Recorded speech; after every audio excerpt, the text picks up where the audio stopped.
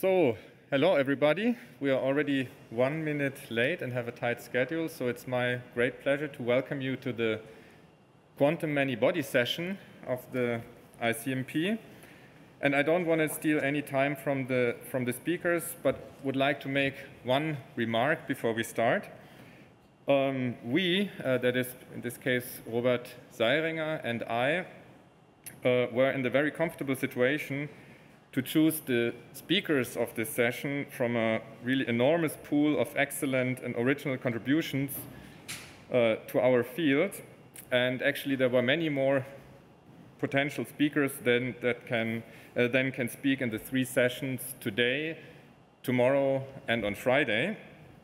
And therefore, we also have a lot of poster contributions, and I kindly ask you to take the time to look also at the posters.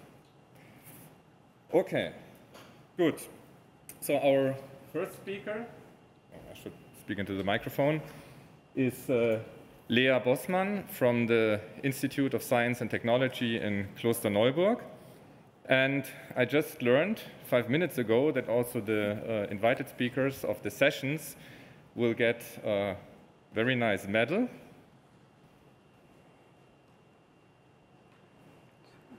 So let me present you this medal before you start. I guess you don't want to wear it during the talk, but maybe for the rest of the conference. Yeah. So congratulations. It's my pleasure. And yeah, we are looking forward to your presentation. Yeah. Thank you very much.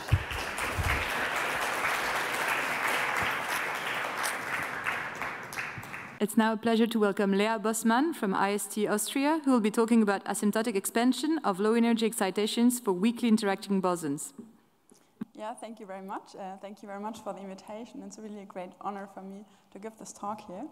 And I will speak about a result concerning low-energy eigenstates in a weakly interacting boson gas. So in a nutshell, I cannot move my slides any further. Okay, perfect. So now in a nutshell, the plan of my talk is the following. So we would like to consider a system which consists of n bosons in an external trapping potential.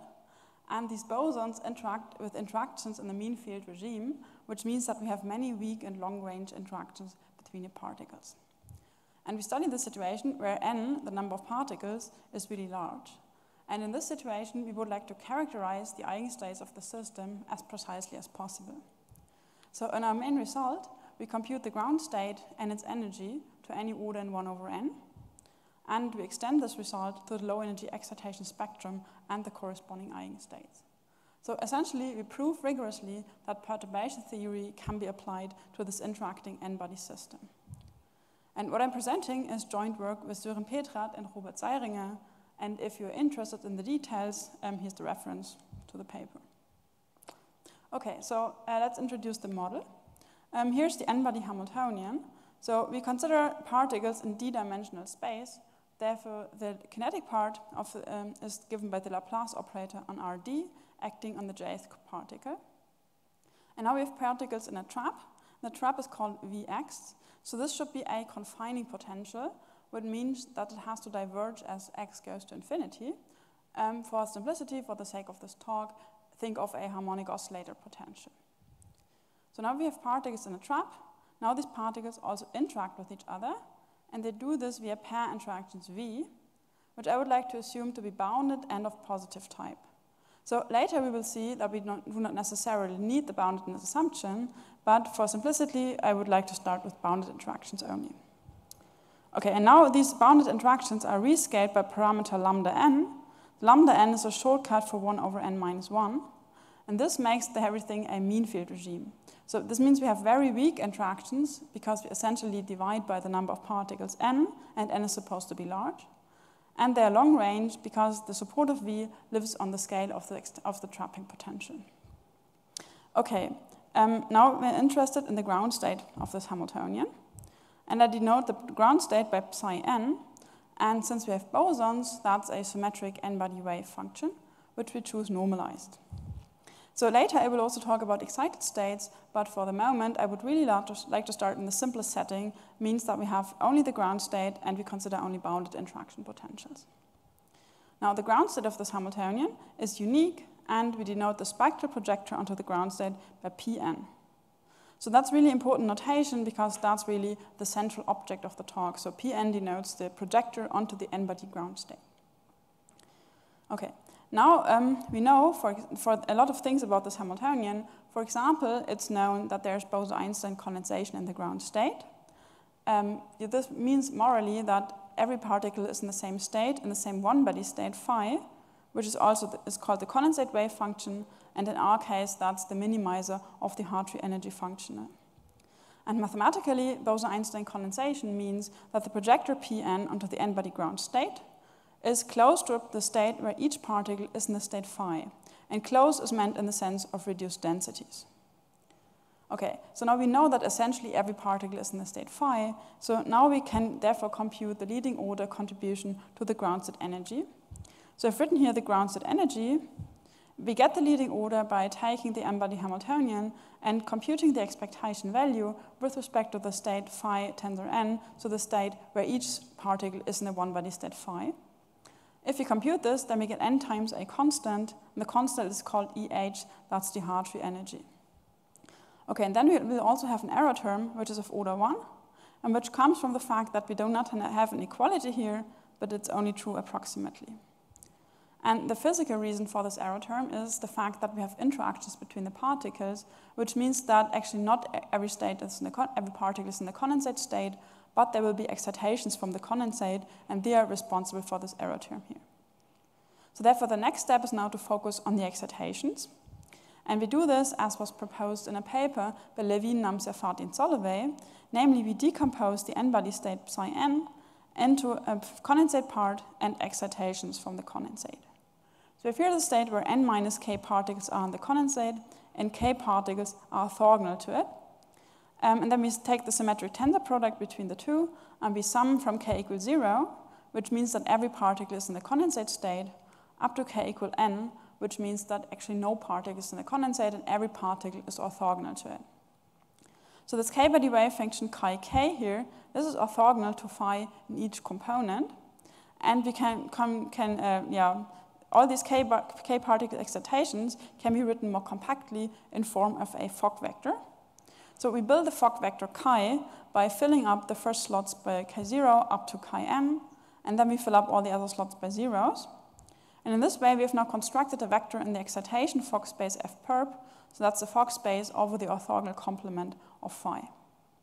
Okay, and then we denote by P the projector onto chi. So just to summarize the notation again, psi n is the n-body ground state, chi is the excitation part of the n-body ground state, and P is the projector onto chi. Okay, so now our goal is now to compute the next orders in the ground state energy. We know that the leading order contribution comes from the condensate, and now we would like to compute the contribution which comes from the excitations. So therefore, we have now to extract the energy which is contributed purely by the excitations, and we do this making use of the excitation map. So that's a map projecting the n-body state psi n onto its excitation part, and we make use of it in the following sense. So we've written here again the ground state energy, which contains an operator Pn. So that's the projector onto the n-body ground state. But now instead of writing Pn, we can also write P and conjugate it with the excitation map. Okay, now we can also make use of the cyclicity of the trace. We put U star on the other side, and we add and subtract the condensate part of the energy. And then we have something which looks very much like the first line. So we've extracted here the condensate part of the energy, and this is now a formula for the order 1 contribution. Now I introduce another abbreviation, namely the excitation Hamiltonian.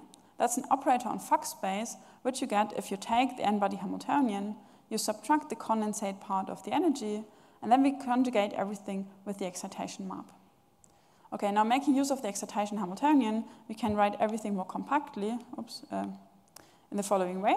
So we have here the ground state energy, the leading order is given by the condensate, and now this trace of pH, this gives us the energy which is contributed purely by the excitations from the condensate. So the next step is now to compute this trace of pH, And first thing to do is to compute the excitation Hamiltonian. So if we do this, then we get a formula of the following type. So we have here 5 terms in this Hamiltonian, and each term has an operator k and a prefactor. So I've written all these operators k here for completeness, but I'm not so much interested in all the details. I just would rather like to point out 2 facts about these operators k. So the first point is that these operators k, they're explicitly known, they're given in terms of the interaction potential and the condensate wave function. And the second point is that they're completely independent of the number of particles. But each operator k has a prefactor, and this prefactor can now depend on n and also on n perp, so that's the number operator on the excitation Fock space. Okay, now if you now would like to compute the ground state energy of H as precisely as possible, the natural idea is to use a Taylor expansion of all these n-dependent coefficients. And if we do this, then we formally get an expansion of the Hamiltonian. So here's a formal expansion of H. This is formal because the series does not necessarily converge as j goes to infinity, but this will not bother us because we will always only expand up to some order, and then we estimate the remainder accordingly. And it's an expansion in powers of lambda to the 1/2. Actually, so lambda is a shortcut for 1 over n minus 1. Equivalently, we could also have expanded in powers of n to the minus 1/2, but in this way it's simply more convenient for the analysis. Okay, now let's look at the leading order term here, the H0. So if I go back one slide, then you see that in this formula, all the terms in the first line, they are of order 1, and the terms in the second line, they are subleading. So now, if we now would like to compute H0, then we extract the order 1 contribution in each of these terms in the first line. This gives us the K0, K1, K2, and K2 star. And this is exactly what's known as the Bugalupe of Hamiltonian. So that's a Hamiltonian which was first introduced by Bugalupe in 1947. And this is a very convenient Hamiltonian because it's a quadratic Hamiltonian, which means that it's quadratic in the number of creation and annihilation operators. And it can be diagonalized by means of Bugalupe transformations.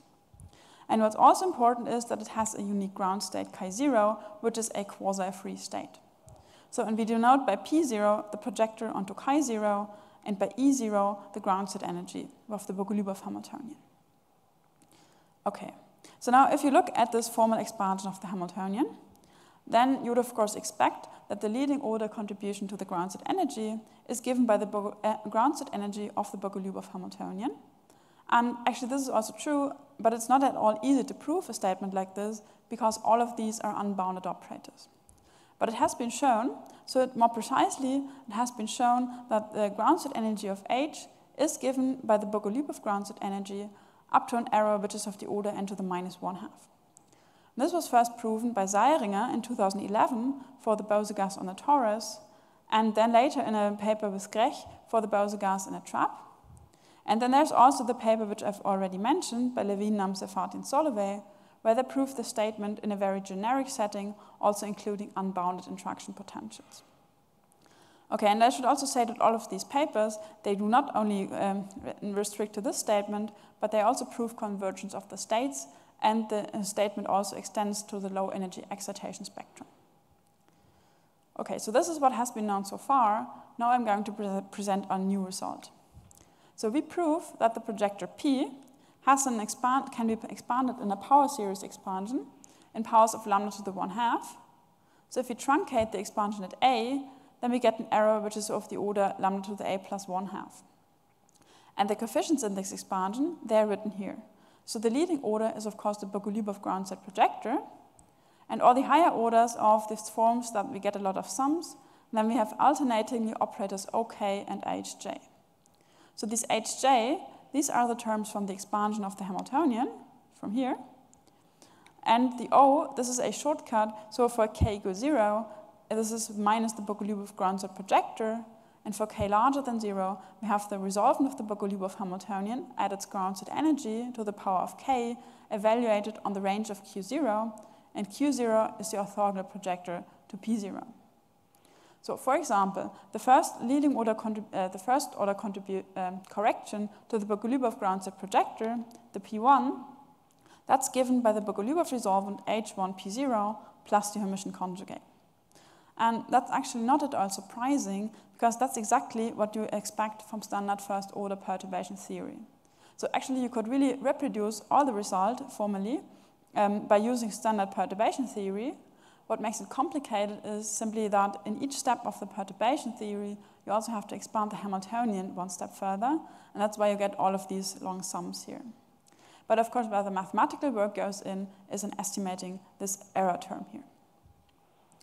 Okay, so now what we have here now is an expansion of the projector P, and that's a projector onto the excitation part of the n-body ground state.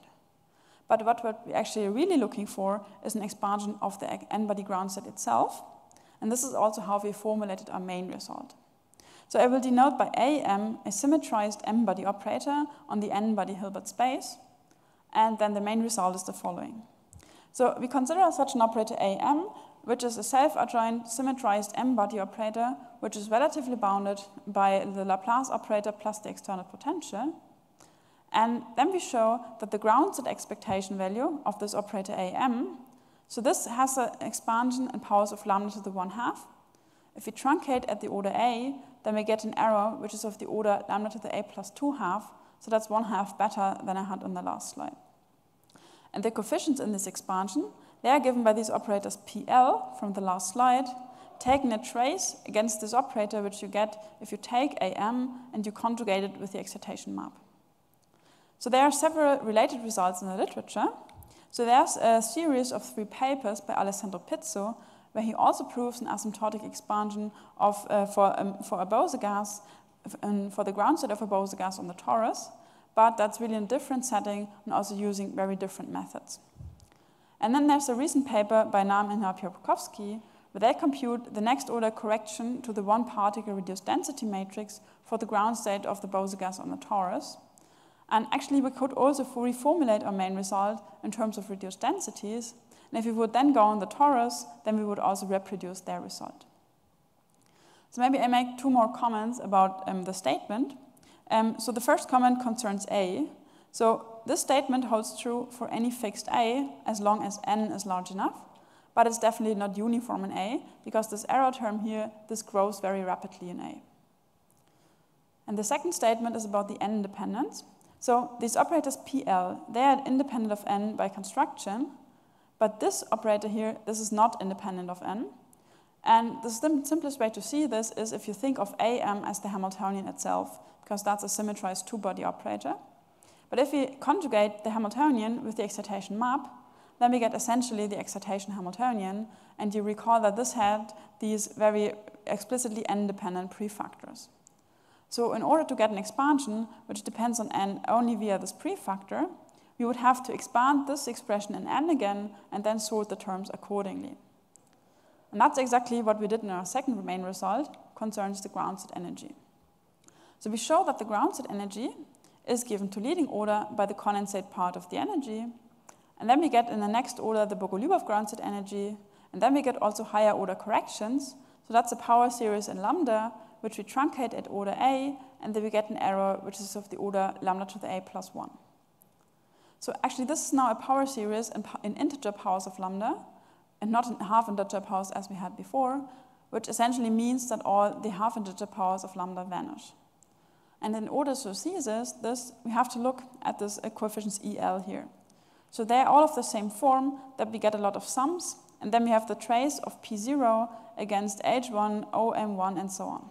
And Hj were the terms from the expansion of the Hamiltonian, and O is either a Bugalupe of ground state projector or a Bugalupe of resolvent. So now there's one fact which I have not mentioned before about the operators Hj, namely if j is odd, then Hj contains an odd number of creation and annihilation operators, and if j is even, then Hj contains an even number of creation and annihilation operators. So that's now important, because if we have a half-integer power of lambda here, then all the j, they add up to something odd, and this means that in total we will have an odd number of creation and annihilation operators in this expression, but we take the trace against P0, which is the projector onto a quasi-free state, and this means then that the whole expression vanishes by Wick's rule. So in conclusion, we have only integer powers of lambda here. For example, the first order correction to the Bugalupe of ground state energy, the E1, that's given by the expectation value of H2 plus plus the expectation of H1, Bugalupe resolvent H1, both respect to chi0, which is the quasi-free Bugalupe ground state. And actually, as a nice side result, we have also now proven that the Bugalupe ground state energy is not only good approximation up to the order n to the -1/2, what has been known before, but it's really good up to an error which is of the order n to the -1. Okay, now I say maybe some words about the strategy of proof. So the main idea is that we write the projector P as the integral over the resolvent of the excitation Hamiltonian along a contour which only contains the ground state energy and no other point in the spectrum of H. So I denote it here by E, the ground state energy of H. Okay, and analogously, we can also write P0 as the integral over the Bugalupe resolvent along a contour which only contains E0. So, but now we know, for example, from the result by Grech and Seiringer, that E converges to E0 as n goes to infinity. So this means that each finite contour around E0 will eventually also contain E. Therefore, we can replace E by an E0. And then we can also make use of the expansion of the excitation Hamiltonian to expand the resolvent of H around the resolvent of H0. Okay, and then we get a lot of higher order terms here. For example, if we take this in the first order correction and plug this back into the integral, then we get the first order correction to be 0, namely P1. So now this can now be simplified a bit further. So I can replace these identities here by P0 plus Q0. So P0 was the Bugalupe ground state projector, Q0 is the orthogonal complement.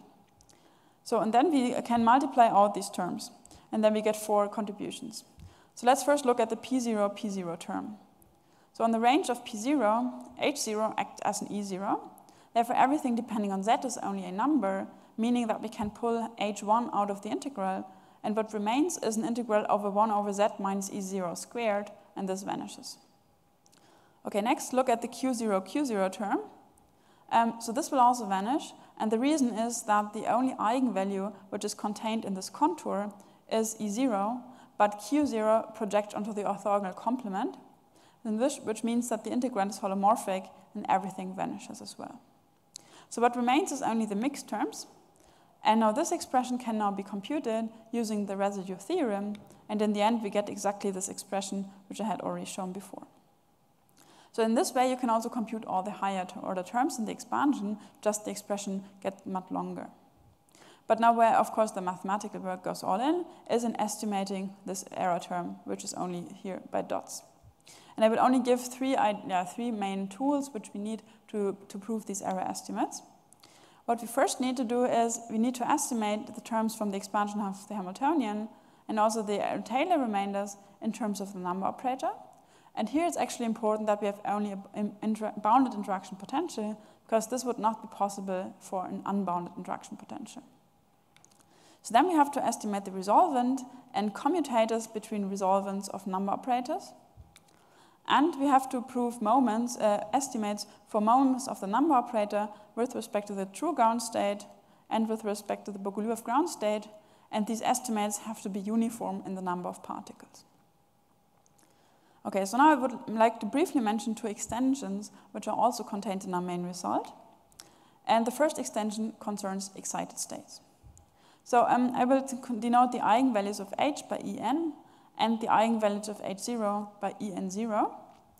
And now if you talk about excited eigenvalues, then we have to be a bit careful because there can be degeneracy. And in particular, it could happen that the degeneracy changes in the limit where n goes to infinity. For example, we could have the case where we have 2 different eigenvalues En1 and En2 of the excitation Hamiltonian. So they would be different for each finite n, but converge to the same limiting Bugalupe eigenvalue. And in this case, if we denote by Pn, this integral over the resolvent of H along a contour around E0n, then this contour will eventually contain both eigenvalues En1 and En2, which means that Pn is actually a sum of spectral projectors. So our main result is still true, but it concerns possibly sums of spectral projectors. Okay, so the second extension concerns unbounded interaction potentials. So we consider, as said before, that we do not really need the boundedness assumption for V, but it's actually sufficient to consider potentials which are even of positive type and which are such that v squared is relatively form-bounded by the Laplace operator. But in this case, we will also need a second assumption, A2. Namely, we need to assume that the Hamiltonian minus the condensate part of the energy is bounded from below by the sum of the Hartree Hamiltonians up to an error term which can grow at most as n to the 1/3.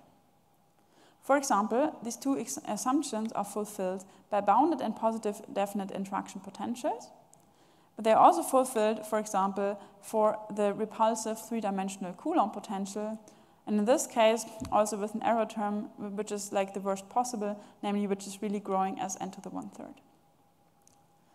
Okay, so as a final remark, I would like to briefly mention a related result which concerns the dynamics. So I'm thinking of the following physical situation. We have a Bose gas which is initially prepared in the ground state of a trap, and now we switch off the trap and we study the time evolution of the gas. So then we have shown in a joint work with Søren Petret, Peter Pickel, and Avi Soffer that the structure of the ground state is preserved by the dynamics. So we know from the previous result that the n-body projector concerning the projector onto the n-body ground state has an asymptotic expansion. Now this translates to an asymptotic expansion of the ground state wave function itself. And now we show that also the time-evolved wave function will always have an asymptotic expansion. And we explicitly give formulas how to compute these time-evolved coefficients Kl of t. And using this, we can then compute essentially all the dynamical quantities, such as correlation functions or reduced densities at later times and to any order in 1/n. Yeah, and with this concluding remark, I thank you very much for your attention. Okay. Hello, can you hear me? Hi, Simone. Yes. Welcome in Geneva. So we had, I don't know if you saw it before, we experienced some technical problems. But yes, I saw it. You can hear us and we can hear you perfectly. There's some problem with the slide, it seems, at least on the monitor here, or on the screen here in the lecture hall. Now it's better, perfect. No, but that seems to be your problem because... Okay. While we get the slides done, I first have the great pleasure to show you at least this wonderful medal, which you get as an invited speaker in this session. And as far as understood, it will be sent to you by mail. So congratulations. That's very kind of you. Thank you very much.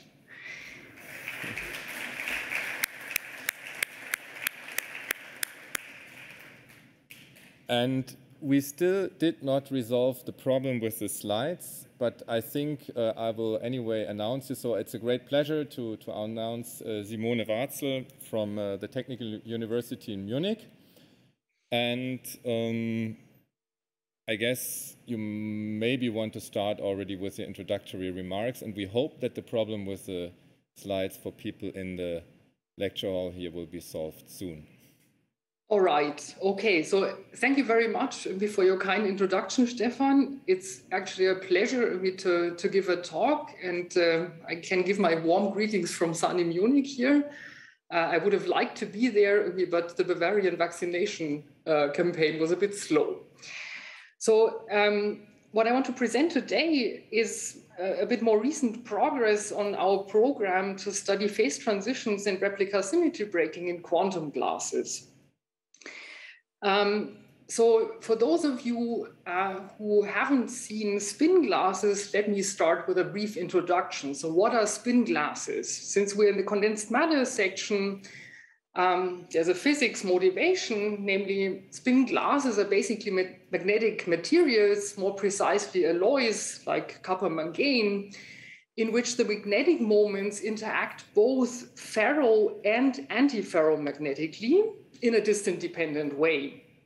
And one characterizing feature of these spin glasses is a low-temperature phase transition, which is a freezing transition in which these atomic magnetic moments freeze in a random way, creating an ergodicity breaking order. I apologize for interrupting you, but we still have the problem with the screen here. Could you try to share your Zoom screen again? Yes, I mean, I'm sharing it and it looks very bright on Zoom, but I can unfortunately not here. Maybe it help. I was told it might help if you share it again. Alrighty, so good. Yeah. Okay. We hope it stays like this, and sorry for interrupting. Yeah. Okay. So.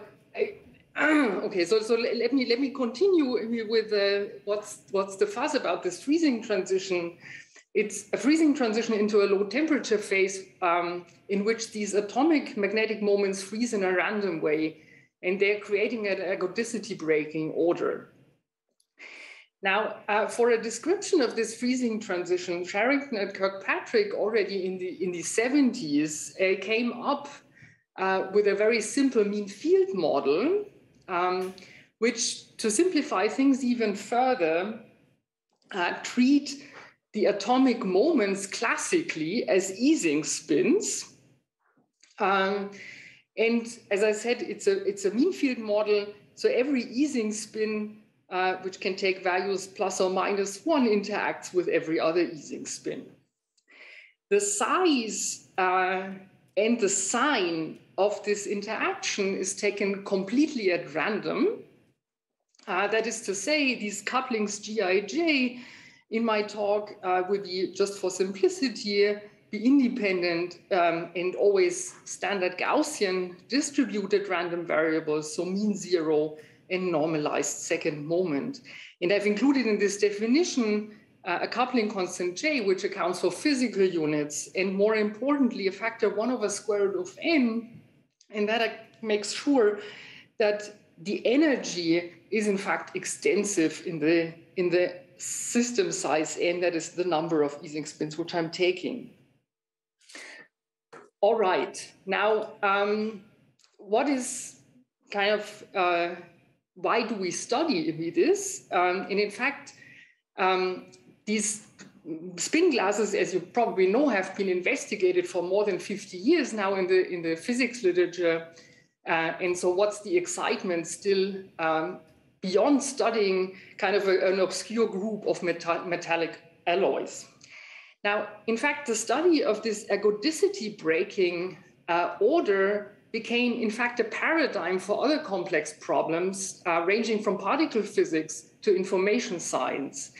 And it is, in fact, these two characterizing features of a model like the SK model, namely the fact that the energy landscape as a function of the spin configuration is rough and that there's frustration in the problem, which renders seemingly simple questions hard. And one of those seemingly simple questions is, in fact, the question about the ground state and the minimizing configuration. And this is a hard problem in the SK model and other p-spin generalizations. And these type of models became really prototypes of complex optimization problems for computer science. And even last year, a computer scientist from Stanford succeeded in coming up with an algorithm, which is in fact polynomial runtime for minimizing the SK problem. That is to say, this type of p-spin spin glass with p equal to 2, so with pair interaction. Now, for other than p equal to 2, one does not believe that these polynomial runtime algorithms exist. Now, in my talk, I will actually focus more on this ergodicity breaking freezing transition. That is, instead of studying ground states, I'm going to study free energies or in general the structure of the Gibbs state and really describe the freezing transition. Now, so far, everything was classical, and since we're in the age of quantum now,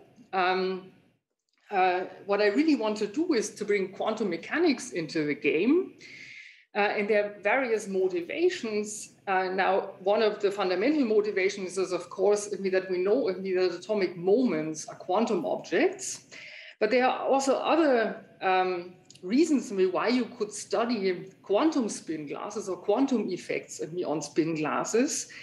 Namely, first and foremost, we have kind of a prototype of an ergodicity breaking phase transition, and you want to know what quantum mechanics does in such an ergodicity breaking situation. So we want to study quantum effects on spin glass freezing, and also these problems like a p spin glass, or for p equal to 2, the Sherrington-Kirkpatrick model, with quantum effects taken into account by adding a transversal magnetic field, and they are of fundamental interest to condensed matter scientists as prototype problems. So what I'm going to do is, instead of Ising spins, I'm going to study spin 1/2, and to make problems interesting that is non-commutative, I'm going to add the sum of X components of the spin variables, which is a transversal magnetic field, transversal because I'm inserting the Z components of the spin operators into the old spin landscape function U. Okay, so there are, of course, other quantum spin glasses which may be of interest, and you could make these problems into Heisenberg glasses by studying more than random ZZ couplings, or you could even go and study random couplings of Majorana fermions and end up with an SYK glass, or at least the SYK model. So what I'm going to do is I want to focus on these transverse magnetic field models, and most of my talk will be about the question of the stability of the glass phase towards magnetic fields. Let me just mention that this is a question which you can also ask already classically. If you add not a transversal but a longitudinal field, namely a magnetic field in the X direction, and this is a classic question which of course physicists already asked on the birth of the spin glass enterprise.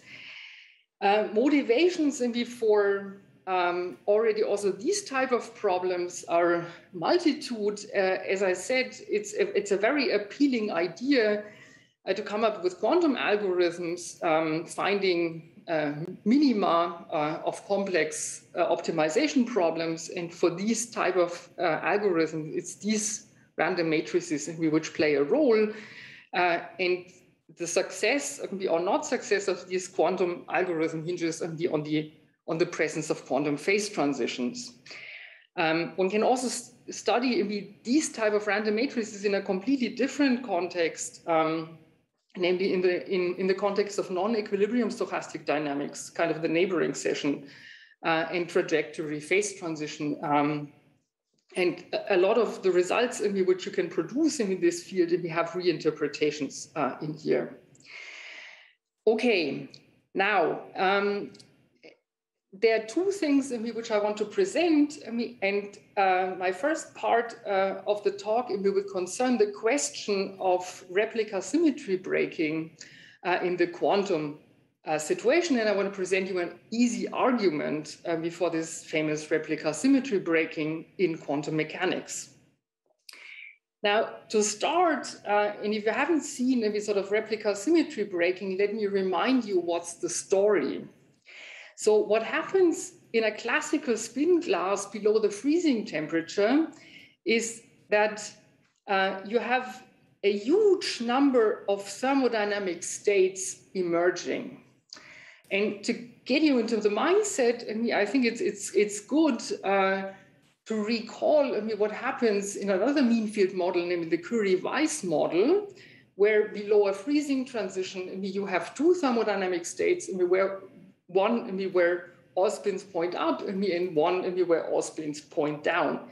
Now, in a spin glass, the story is even more interesting because the number of thermodynamic states actually increases with the number of spins, typically, below the freezing transition. And it was Parisi who gave us the description of this type of order, spin glass order below the freezing transition. He pointed out that a good order parameter is in fact the distribution of what is known as the replica overlap.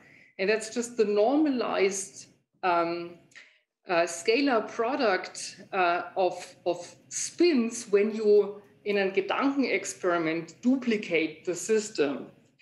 Now, when I say distribution, I've duplicated the system, and so I replicate the Gibbs measure, but freezing the randomness. And then I kind of have a triple distribution, this duplicated Gibbs measure and the probability distribution of my Gaussian random variables. And it is this distribution which in fact characterizes classically the full class. Now, this sounds kind of as a mathematician's Kakamini game to duplicate a system, but in fact, this type of order parameter R is related to a physical quantity, namely, it's an order parameter of susceptibility type, which you see somehow by just taking second moments under the duplicated Gibbs measure. And if you now disorder average this quantity, you see that what you get is a disorder average, which I denote by this fancy E, of the square of a correlation of one spin and the other spin.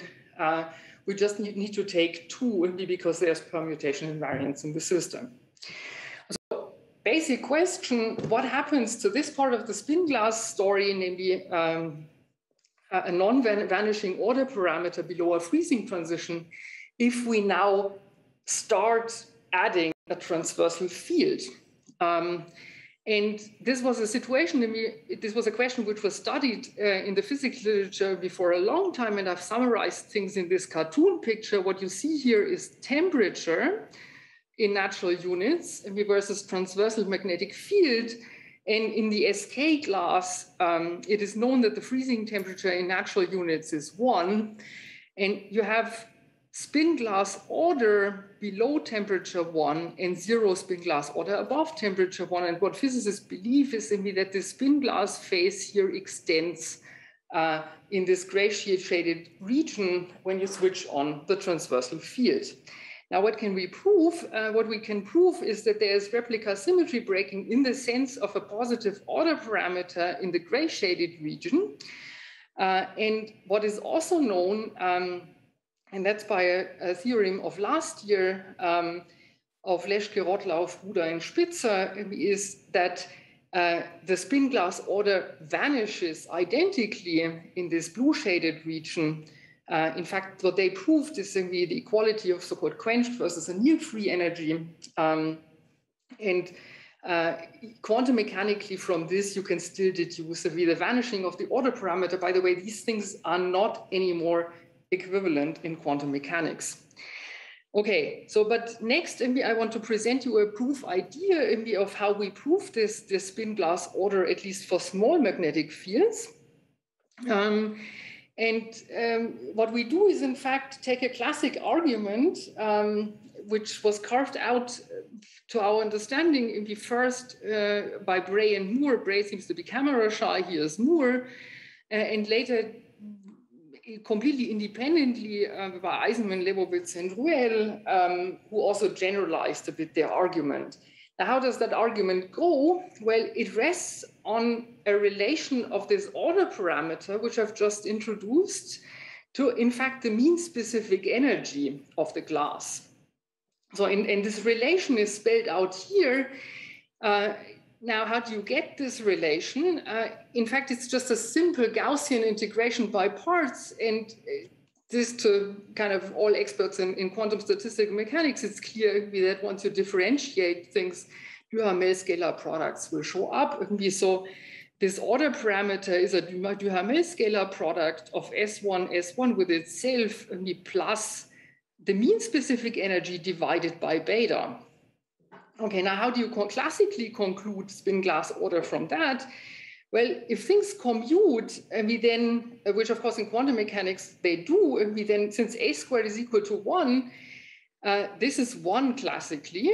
So you just make beta large enough to conclude that this side here is positive. Okay, now what can you do quantum mechanically? Quantum mechanically, of course, these Duhamel scalar products are a bit more complicated.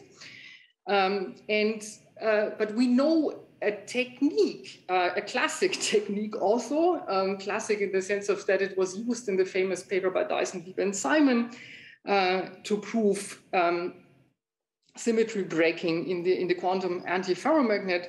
That's the Falk-Bruch inequality in order to estimate this Duhamel scalar product in terms of commutators. You can work out these commutators, and from there you get our bound. Okay, now this is just my first part. I've demonstrated things for the SK glass, and all of these arguments are generalizable to p-spin glasses, but let me now move on. So in my second part, I want to briefly talk about hierarchical quantum glasses. This is for me kind of a laboratory to ask the question, okay, we've proved spin glass order now at sufficiently low transversal field and low temperature, but can we say a bit more? And in the quantum Sherrington-Kirkpatrick model, it's a bit harder to say more. But in these hierarchical cases, you can say much more. And now, in order to motivate these hierarchical cases, let me remind you that classically it's known that any spin glass is characterized, so the Gibbs measure is characterized by an emergent hierarchical organization below the freezing temperature. A bit simplistically, somehow this hierarchical organization tells you which of those groups of classical Ising spins freezes out first and at which temperature. Now, all of this is encoded in Paris's theory, in particular in Paris's formula for the specific free energy, but in quantum mechanics, we are lacking an explicitly analyzable formula, although one can write down sort of a complicated infinite dimensional vector spin glass formula from which unfortunately so far no results, not even sort of the results about which I've presented can be deduced. Okay, so these hierarchical glasses basically make the following simplistic assumption, namely we a priori decompose the spins into groups and assign sort of the groups, group 1 up to group n, and assign a potential, namely a random potential, this is the spin glass landscape, in such a way that we make sure that whose group freezes first. In a real spin glass, this is emergent dynamically in these hierarchical caricatures, you do this. This is a bit like the Swiss way, right? What the Swiss do to a beautiful picture, they sort the picture according to colors. All right, so now, so how do these hierarchical spin glasses look like? Basically, these are generalized random energy models. So what you take is completely uncorrelated spin glass landscapes and add them up. They're characterized completely by the a priori decomposition of these spins and these numbers A. And these, in turn, I can encode in a distribution function. Okay, and this distribution function is as I've written it down, a step function, and it has a concave hull. And it is this concave hull which determines then which group freezes first. Okay, so it is sort of the first group of spin which actually freezes first, and then the second spin group freezes at a lower temperature, and so on. So this is an example whereby you can mimic the so-called three-step replica symmetry breaking, all well studied classically. What happens quantum mechanically, and that's kind of amazing if one can derive complete explicit formulas. So studying the quantum pressure, that is to say this hierarchical spin glass plus a transversal field, results in a thermodynamic pressure which is a simple variational problem where you have a competition of the quantum paramagnet, that would be the quantum pressure for the quantum paramagnet here, and the classical spin glass. Okay, so there's an explicit expression which you can look up. I don't want to bother you. What happens here is that depending on the temperature, the system decides which group of spins, in fact, remain in classical order and which group of spins flip to paramagnetic order.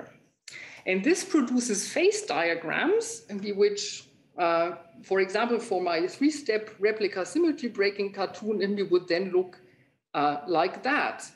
So again, here's temperature, here's magnetic field, and what you see here is 3 freezing transition as advertised for this classical model. And corresponding to these 3 freezing transitions are 3 quantum transitions ending at 0 temperature and quantum phase transitions, where if you, for example, go here where everybody is frozen, green, blue, and pink, when you turn this threshold of the magnetic field, then the pink guys start unfreezing and flip to this paramagnetic order. So that's the Z value, that's the X value in me, which then flips in me to from 1 to a non-zero value at this point, and then the blue guys if you flip into transversal order, and here it be the green guys finally flip into transversal order, where you have a complete paramagnet. So depending on this function, I can now create a zoo of phase diagrams. You might ask sort of what happens to the caricature of the quantum SK model, and then the phase diagram looks a bit differently. Namely, instead of first order transition, you get a second order transition. And you always have a mixed phase in the sense that this optimization problem is solved here at a non-trivial value of X between 0 and 1 in this part of the phase diagram. All right, I think I'm running a bit out of time. So let me summarize. So what this cartoon suggests is, again, there's quantum erasure of replica symmetry breaking, namely that the groups of spins decide whether to stay in their spin glass order at low temperature or whether to flip jointly with a transversal magnetic field. And there's an emergence of an interesting intermediate regime where part of the spins are in transversal order and the other part of the spins are, for example, in spin glass order. Okay, now one can generalize this into so-called non-hierarchical models like the one of Bolthausen and Kistler. I don't really have time for that. One can also generalize this in another direction, picking up the comment by which I started, namely that I said physicists have for a long time studied the effects of longitudinal fields. So when the field points in the Z direction, namely the direction which I singled out for these couplings for these random couplings. In this case, one can also work out an explicit formula for the quantum pressure. And from this formula, you should take away the following, namely that the longitudinal field acts in a completely different way on the spin glass order than the transversal magnetic field. Namely, what happens is that the longitudinal field eats the spin glass order, so to say, from the most frozen part, and the transversal field eats it from the last frozen part. That is indeed what these formulas capture. Okay, now I think I'm out of time, so let me sum up. I've told you parts of the story of, I hope I interested you in the story of quantum spin glasses, in particular these transversal models. I told you a bit about the stability and instability of the spin glass phase. In particular, I presented you an analog of the classical Bray-Moore Eisenman-Lie-Bruel argument about the existence of spin glass order up to, which covers, in fact, the whole classical regime for sufficiently small magnetic field. And I've given you a summary of what we know about hierarchical spin glasses, where you see this more detailed descriptions, and you see this phenomenon of quantum erasure of replica symmetry breaking. Of course, the big question would be what really happens, sort of, for example, in a quantum p-spin glass and not in a hierarchical spin glass. So this, as I reminded you, this is the predicted phase diagram by the hierarchical cartoon of this Sherrington-Kirkpatrick model.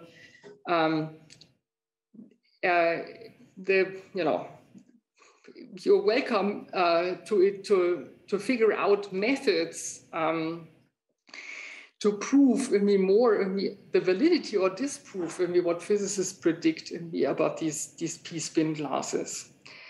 There are many interesting questions in this field. There's the fundamental question of the fate of ultrametricity in quantum spin glasses, the structure of the eigenfunctions, which, when you prove these intermediate orders, might be interesting in the sense of Fock space localization. There's interest in non-equilibrium properties and in what happens dynamically. Let me close this with, there are also many interesting methods which belong to the second part of the talk, which I haven't had the time to pick up. There's a lot of opportunity to develop somehow new techniques in this field. Let me thank you for your attention and mention that all of this work was in fact done together with my PhD student, Chokri Manai, and part of it was also done together with Hajo Leschke and Rainer Ruder. And part of what I've not shown is discussions with Juan Garahan from Nottingham.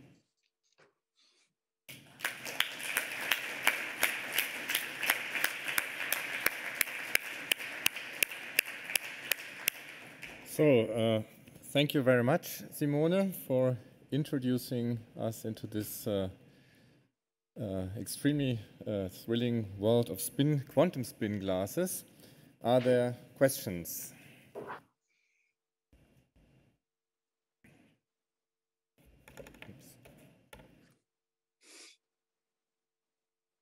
So maybe I ask a question which interests me personally. You mentioned quantum adiabatic algorithms for quantum spin glasses. Is it possible to say in one or two sentences what that really means in the specific case? Yes. Okay. So this can actually mean many things. So first, this could mean that, let me put up the transparency here. Here we are. Yes. So first, this could mean that you honestly do the quantum dynamics with now a time-dependent Hamiltonian, where you interpolate between your problem part of the Hamiltonian and your solver. Okay, so think of somehow switching on adiabatically this part and switching off this part, and then start with a known ground state of this Hamiltonian, which we all know, that's transversal order. And then if you do things sort of adiabatically, of course, and if there's no quantum phase transition in the sense that the gap closes too drastically, you might hope to end up at a later time when you finish this adiabatic procedure in the ground state of that, and then you solved this optimization problem. These are quantum adiabatic optimization problems. One actually knows by a theorem of Fari, Goodman, and company that typically they have an exponential runtime, but because of the closing of gaps in these problems, but you know, exponentials shouldn't deter you because it's the prefactor of the exponential which actually matters to these people, as long as you don't have any polynomial solving algorithms classically. This can also mean QAOA algorithms, this quantum quantum optimization algorithms, where you do this more in a Trotter evolution. This is another sort of one of those algorithms which are on the market and where spin glasses are actually a testing ground for people. Okay, thank you. You can read more, for example, in the paper by Fari and company, and also Knish, who wrote an overview of that. Okay, it seems that we have an online question. Yes, there was one question posted online. I'm just going to read it. Short question. Are there intermediate phases like those in active matter? So you're asking me somehow if my colleagues, the experimentalists, somehow measure intermediate phases. I think the honest answer is sort of no. See, the type of by intermediate, I mean that it's not, you know, that the picture which people have is that due to quantum tunneling, these formerly totally separated many thermodynamic states can now connect. And the way they connect is kind of complicated to describe, and in some sense, that's also part of my fumbling around, trying to figure out a way to describe that. This is seen, and this is in fact kind of all the hope these quantum adiabatic algorithm people pinch their bets on. Okay. So that's a bit of a vague answer, but I think that's the only thing which I can give at the moment. Okay, thank you. Do we have any further questions? If not, then let's all thank Simone again.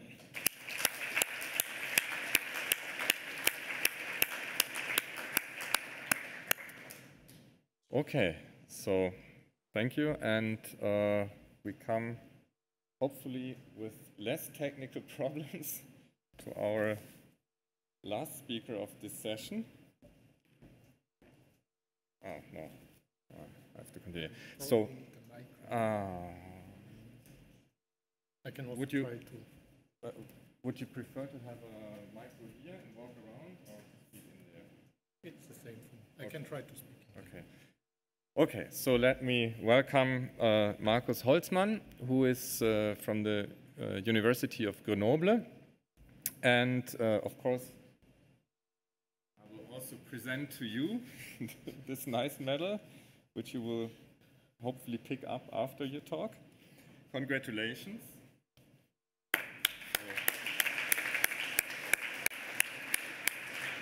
Yeah, and this should hopefully work.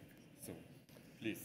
So, thank you very much. It's really a big honor to be invited here and to talk, something which I did not expect. Now, I'm talking about the ground state phase diagram of jellium, and I will try to give you an overview over the recent results, what we think we know in jellium. Jellium is a three-dimensional homogeneous electron gas, which is a very fundamental model, basic model in condensed matter physics. And I will, so does it work? Okay. Go into starting from more rigorous to the more and more less rigorous results. Basically starting within an approximation, the Hartree-Fock approximation, and try to work out the ground state phase diagrams there, and then which might correspond to high densities of jellium, and in the low density regime, there is always a question of the possible transition to a ferromagnetic iterative electron state, which might be a Stoner transition or a Wigner crystallization, which is actually in competition. So let's try. No, it does not work. Oh, it does. Okay. Okay. So let me start just to say rapidly what is the homogeneous electron gas. So it's just the Hamiltonian are just the kinetic energy. It's kind of weird, okay. And the electrons are interacting by a Coulomb potential, and they also interact with a positive homogeneous charge background density just to make it charge neutral. And of course, these are electrons, and therefore we need an antisymmetric wave function, which makes the things more interesting and more complicated in some sense, as I will show you. And there are also spin 1/2 particles, so you see the possibility of having a fully polarized or unpolarized state where the spins might be pointing into one direction spontaneously. At 0 temperature, the only parameter is density, and this is conveniently expressed by a dimensionless parameter Rs, which is actually as an interparticle spacing roughly, so inverse proportional to the cubic root of the density. Now, I'm a physicist, so I'm interested in what is the phase diagram. So everything which tells me what the phase diagram looks like for this model is fine. And so the most promising from already 20, 40 years ago would be in that sense doing numerics. And so I will not talk about the techniques of numerics, but my talk will about what are numerical results, what we have at the interface to somehow what we can believe for the electron gas. Now, Sepperli and Alder have done the first kind of quantum Monte Carlo calculation, which means about stochastically solving a many-body problem, which seems to be the ideal method to solve for the electron gas. He applied for that. And this is the plot of the paper. And you see here the Rs, the inverse density. At high density, at Rs equals 0, you have the homogeneous Fermi gas, and it is unpolarized Fermi gas.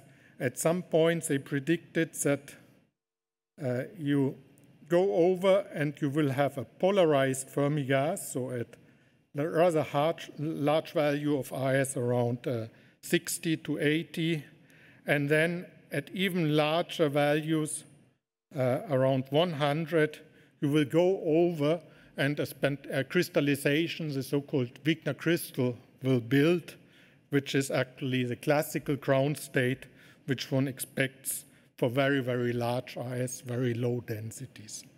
Now, is it really solved for physicists even? Of course, there are limitations for this numerical approach.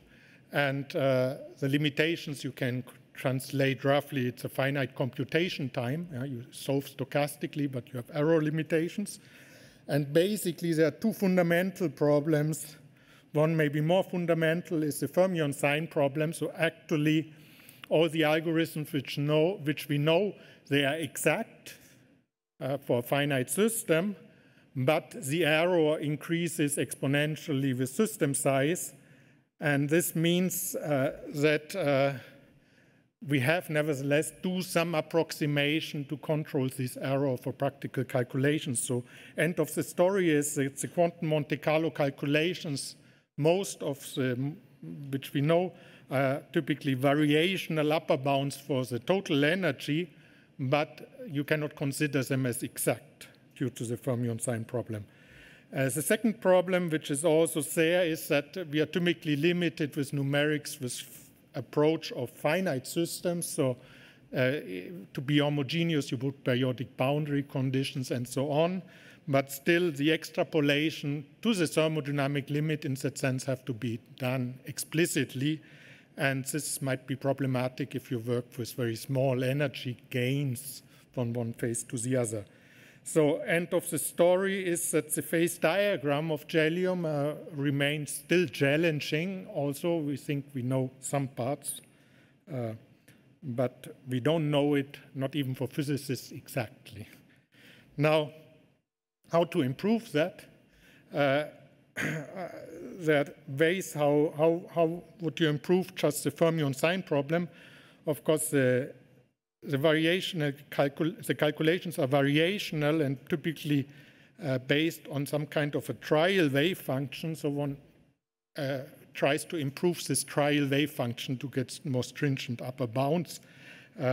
The trial wave function, the complicated part is if you split it in an antisymmetric part and a symmetric part, which is usually written in a kind of a Jastrow-like form, e to the minus u with u real, so that this is positive, and which is typically assumed to be symmetric for particle exchanges. The antisymmetric part is the hard part, which allows us to improve, but there are not many antisymmetric forms which we can calculate numerically for large system size. So practically it's a Pfaffian or determinant.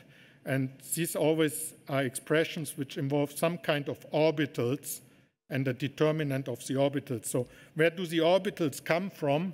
That's the art how to improve the phases and to work out. So typically they are inspired by mean field Hartree-Fock calculations.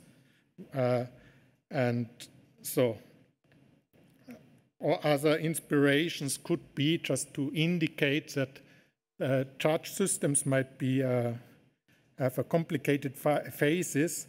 If we look at bosonic systems,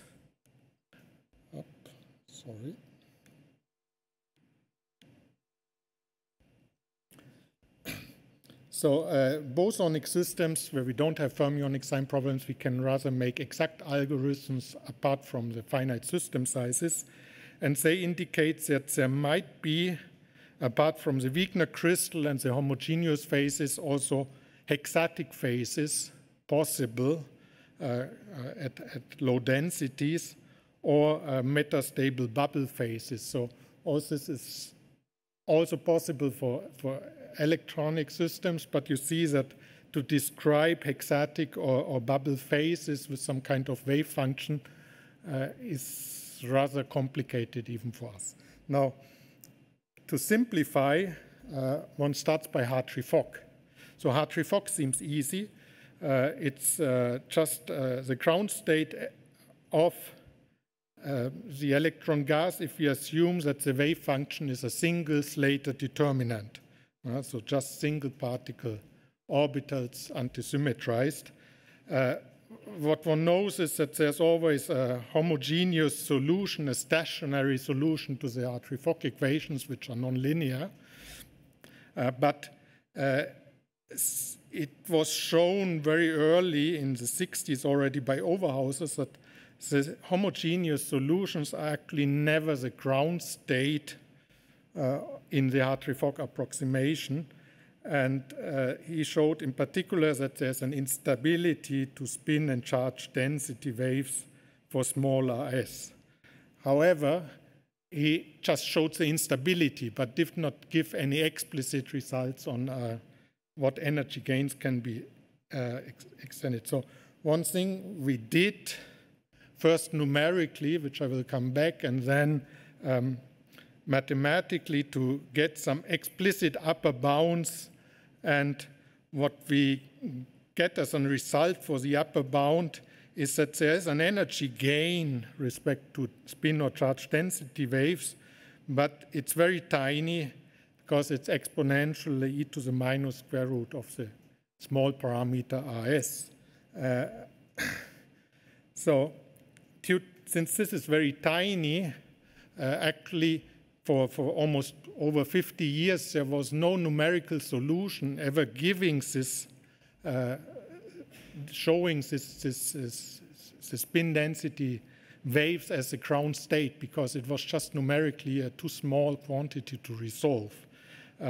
Very nicely on this time scale, very short after with David, Christian, and Mathieu, showed that you get lower bounds which have exactly the same form of the exponential, and therefore actually the puzzle of Overhauser, or the question of Overhauser, what is the ground state at high density of the electron gas in the Hartree-Fock approximation is actually seems to be resolved.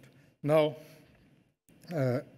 going away from the high density regime, of course, this is still a bit more complicated because actually you can have different kind of forms of spin density waves, which might be more go over to actual FCC, BCC crystals. And so numerically, we resolved the phase diagram, and I just indicates that there is already in the Hartree-Fock approximation a sequence of different ground states going from an unpolarized incommensurate crystal after the spin charge density wave. So it means simply incommensurate crystal means that you have basically a crystallized, you see maximum in your spin or charge density. If you count the maximum and you count your electrons, they are simply not commensurate. So it's typically a metallic state. And at some values of RS equal around 3.5, it goes over to a full Wigner crystal, which are commensurate crystals with the number of maximums equal to the number of the electrons. Now, the question, of course, is what is really real in that beyond Hartree-Fock approximation? And this is still unknown. It's extremely challenging because, first of all, what does the correlation effects beyond Hartree-Fock? It is clear that the Wigner crystallization, what I showed you before from the early calculations of Sepperli, instead of taking place around 3 in Hartree-Fock, R is equal 3, it takes place at R is equal 100. So it's very much pushed to lower densities. And so there is a really enormous order of magnitude offset, at least from the Hartree-Fock phase diagram to the full phase diagram of jellium. Now, since the energy gains of spin charge density waves are really minuscule, there's numerically, it's extremely difficult to see this kind of effects in finite system size calculations. Now, so we try to address this, but this is still an open issue. Now, there's a second issue of the phase diagram, which we addressed, which I will talk on, maybe I will talk on for 5 minutes, not to go too much over the break, which was taking place at low densities. I told you before there was the first quantum Monte Carlo calculation was indicating a polarization transition from the unpolarized ground state to the polarized ground state, and then going over always homogeneous ground states, and then going over to a Wigner crystal at RS around 100. So the question of itinerant ferromagnetism, is it possible, is a very old question which was started by Felix Bloch at the very beginning of quantum mechanics. The possibility that electrons can at one time contribute to the conduction, but also contribute to magnetism at the same time. And of course, his calculation at the time was already based on the Hartree-Fock approximation, which indicates polarization transition. Wigner, if one reads the old paper, which I did very late, but is interesting if one reads it precisely, he was, of course, taking into account correlation effects, and showing that at low densities you will get the Wigner crystals or crystalline order. But he was also making in a phrase that the correlation, in fact, from his intuition, was that it will play an important role for the question of para and ferromagnetism, and we will see that this will indeed be talking out. So Stoner comes into a play that he was later on putting just phenomenological, a model replacing the electronic Coulomb interaction by a hardcore interaction, and then in his model within mean field arguing that there is a transition which is a continuous transition to the polarized state, which is then called Stoner transition or Stoner criterion, when basically the repulsion between the two spin states is of the order of the Fermi energy where you can gain by putting in a polarized state. Now, the polarization transition within quantum Monte Carlo has moved every 5 to 10 years, giving different results. So I will not review this history, but there are the two issues which play a very important role. One is to address probably finite size effects. So very roughly, for finite fermions, you know, what we simulate as really finite extension, even with periodic boundary conditions. What you see is rather like with nucleons, are shell effects.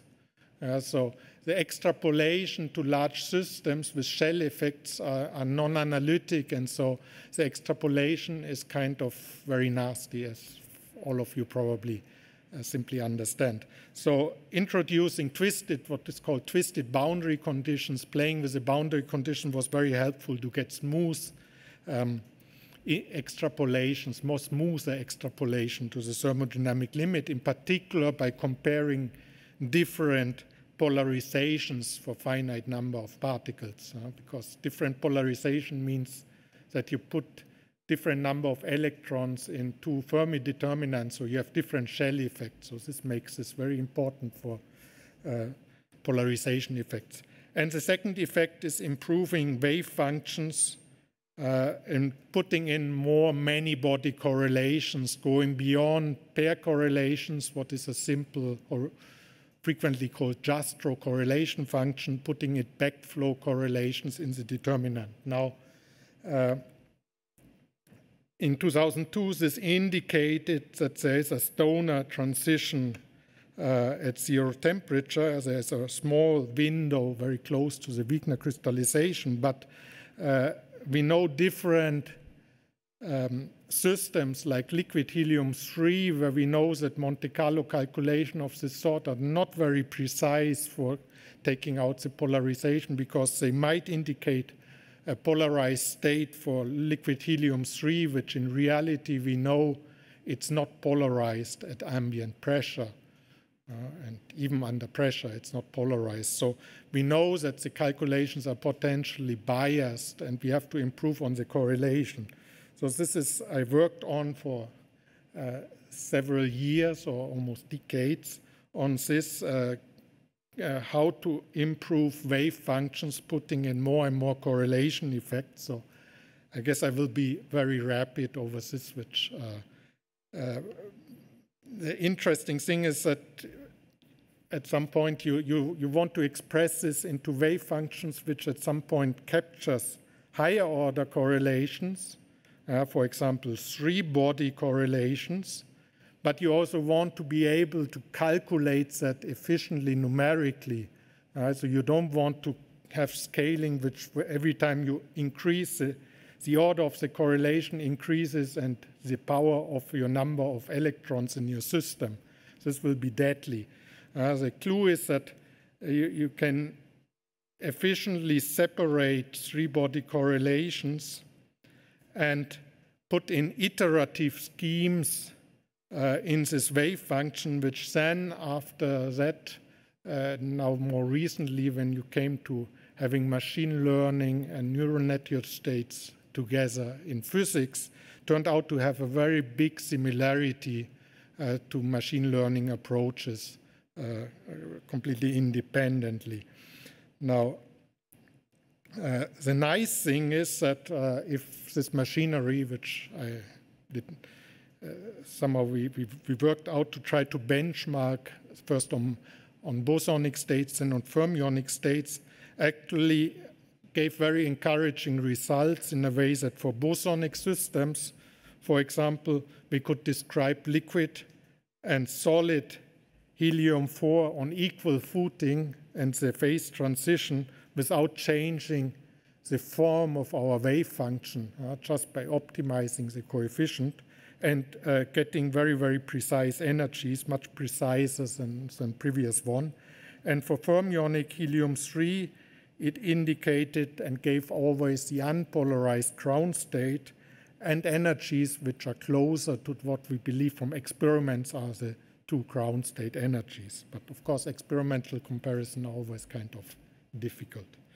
Now, going back to the electron gas, the low density region and the potential polarization transition is kind of an ideal playground for using these improved wave functions. And by doing that,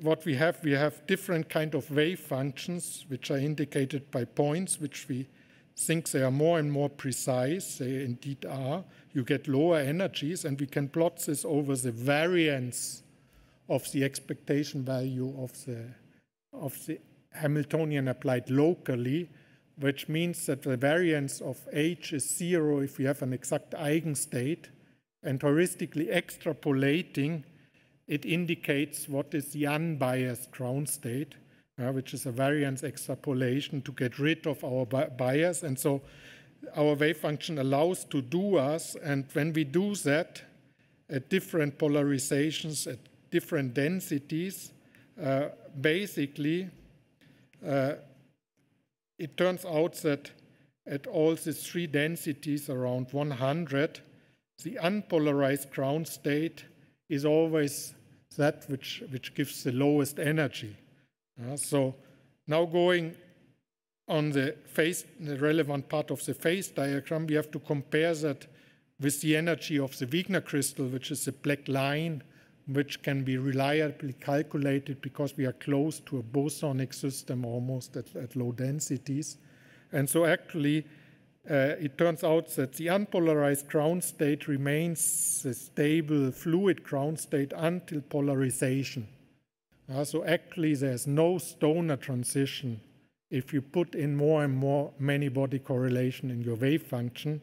It seems to go away, and the crystallization, crystalline order comes in first. So somehow, it's not too astonishing if you compare with different systems. So we know, for example, that hardcore systems like liquid helium, it's the same experimentally and also at the end numerically. There is no polarization transition, and the solidification comes first before one would see a potential polarized ground state. We did similar calculations using dipolar interactions in 2 dimensions, and it also turns out that the ground state remains always the unpolarized one until crystallization. From there together, there is a physical, very, very rough conjecture that it seems that if you have a kind of a normal system and normal interaction, which are not spin dependent, of course, if you put in spin-dependent interactions, this changes, that the ground state remains always unpolarized until freezing. So somehow could be challenging if one could get more rigorous insight in this kind of picture. So I think I will stop, because otherwise you will not get to the coffee break. Thank you very much for your time.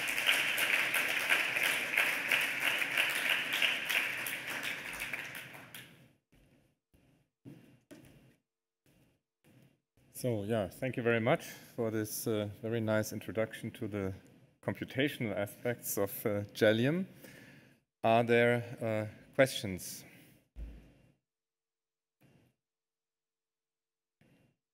Please.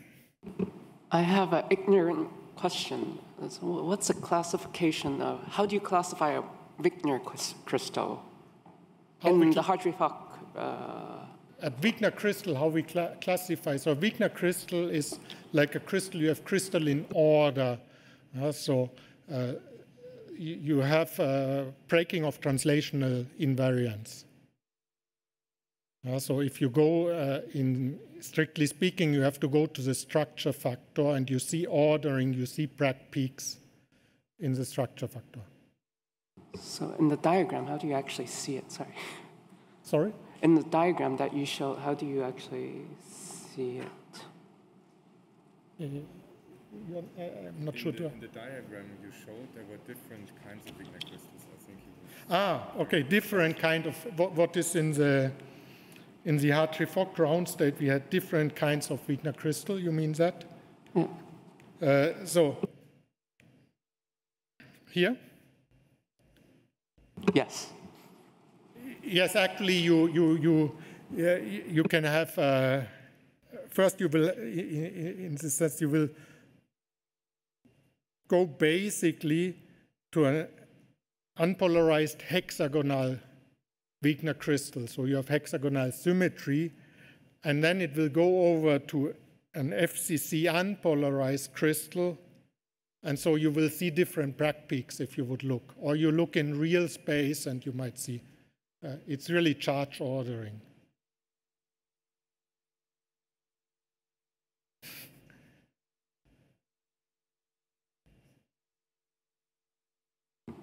Yeah, I would have a sort of double question. Could you comment a little bit more on how much the difficulty depends on the presence of spin and how much it depends on the long range of the Coulomb potential? Okay, so both of them in some sense are not the difficulties for us. Now, of course, the polarization transition without spin is not there. Now, we did not, in the quantum Monte Carlo calculation, we did not really try out for very exotic spin calculations. So really, it's based on a simple structure, which is putting in two determinants, two Slater determinants with different fillings. It's very, in some sense, it's probably it's too simplifying because the exact eigenstate will look differently. But it should be enough to get out for a physical point of view if you would have an instability. Now, the Hartree-Fock calculation, if you look like in particular for the crystals, it means for this kind of calculation, spin is not a big problem because it scales a little bit badly by a factor of 2. It slows things down, but it does not change anything. Now, for the crystals, this is different. For the crystalline order with spin order, since it's variational, we have to try out all different orders, and so the complexity with spin is increasing very rapidly. Whereas for the crystal, you have just your different kind of elementary cells which you can try out, and you have your list to go through. Putting in spins already in Hartree-Fock complicates.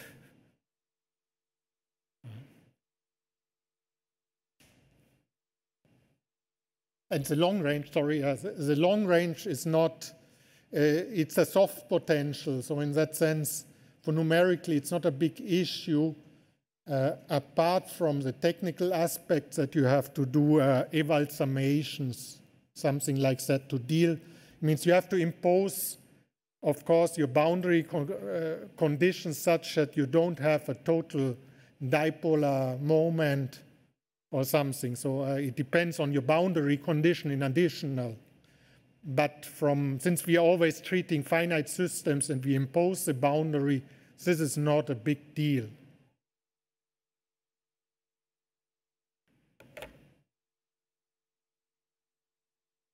Okay. It's nasty if you have to do it. Okay, so since the next session will start in 15 minutes, I suggest that further questions are asked in the coffee break.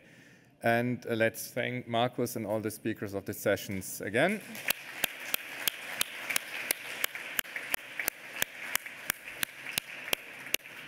And in the interest of the speakers of the next session, we should all try to return wherever we go in time at 4 o'clock.